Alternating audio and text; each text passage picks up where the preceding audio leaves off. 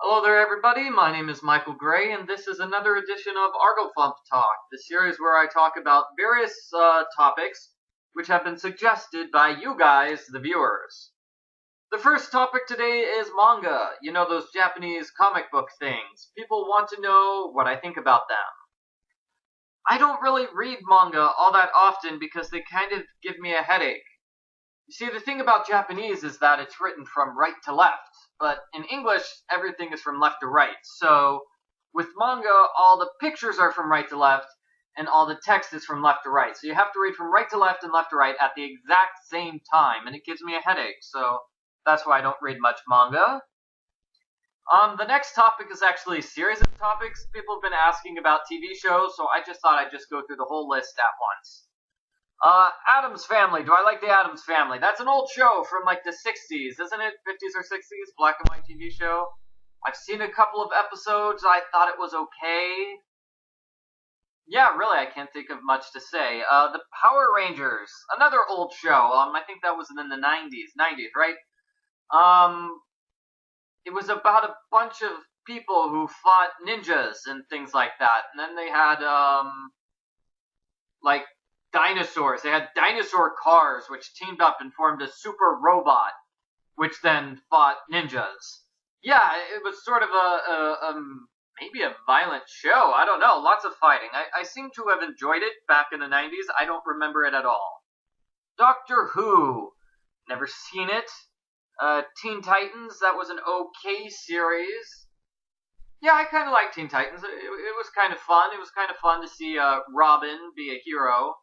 You know Batman and Robin from all the Batman adventures?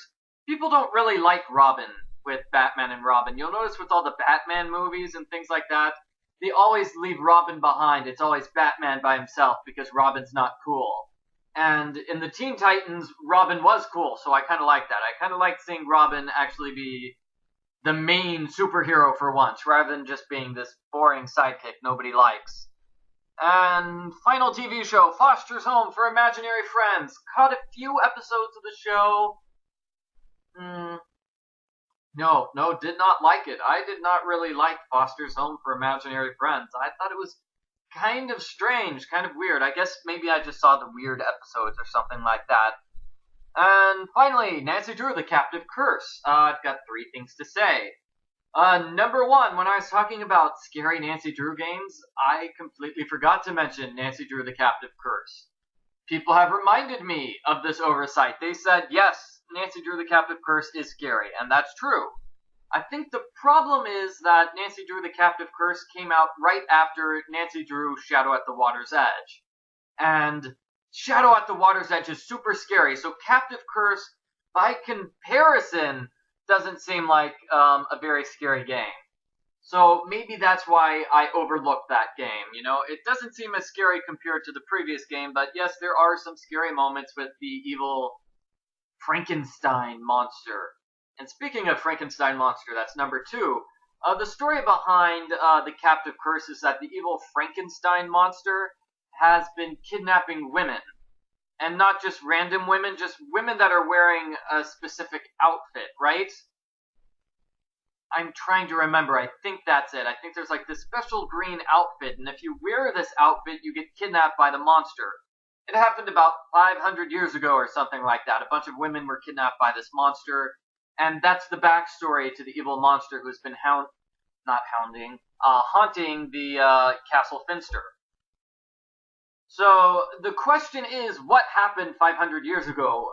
People want me to know. People want me to decide what happened 500 years ago. Why did the monster kidnap the women? Was there really a monster 500 years ago? Was it all a fake? I'm not entirely sure. I seem to recall you found pages of a book. You found like these random pages of a book throughout the entire game, and if you read them all, they told some sort of story about what happened 500 years ago. I think that's in the game, but I don't exactly remember those pages or what happened, so that's not helpful. So I'm going to make a decision, right? Okay, so we have this horrible, horrible monster, right, who is always kidnapping women who wore this same fancy green dress. Here's my theory. There was no monster. It was a frustrated fashion designer. Yeah, he designed that dress and it got popular, but later on it just drove him crazy and he hated the dress. And whenever he saw a girl who was wearing the dress, he just sort of went crazy and just started, he just went nuts and attacked her. And somehow over time this developed into the legend of the monster. Okay, so yeah, no monster, no Frankenstein monster. It was all just a crazy fashion designer 500 years ago. That's my theory. And number 3, the third thing I have to say about the Captive Curse, is there any way I would improve the game? I would only make a minor suggestion. I would probably make 2 suggestions. One, maybe the game could be more streamlined. When you play the game yourself, you'll notice that the monster attacks the castle about 3 or 4 times, and that's why the game is scary. But I don't know what it is which triggers the monster attacks. I'm sure if I played the game enough, there would be some explanation. You'd figure out what triggers the monster attacks. But I don't know what that is, so my suggestion would be maybe make that a bit more obvious, although, that's really not necessary, and I think it would sort of ruin the scary feel of the game if you knew how to trigger the monster attacks anyway. So that was a dumb suggestion, yeah. Dumb suggestion for improvement. And the other suggestion for improvement, I would say, is the puzzles. No, not the puzzles. The board games. We have 2 games in that game, right? Carl has his game. I forget what he calls it. And then Lucas has a game which is called Monster, and you play Monster with Lucas. Those games are good, those games are fun, but here's the sort of problem. The games are completely optional. You don't have to play Carl's game, and you don't have to play Lucas's game, so I would throw in a challenge where, say, you have to play Carl's game at least once in order to beat the game. Something like that.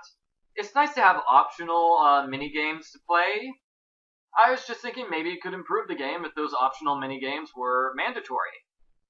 I don't know, just a random suggestion for improvement for that game, and that's it. Those are the 3 topics for Arglefumph Talk today.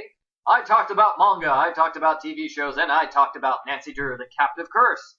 If you have anything you want to hear me talk about on a future edition of Arglefumph Talk, simply leave a comment below this video, and maybe I will respond to your comment. See you next time, everybody.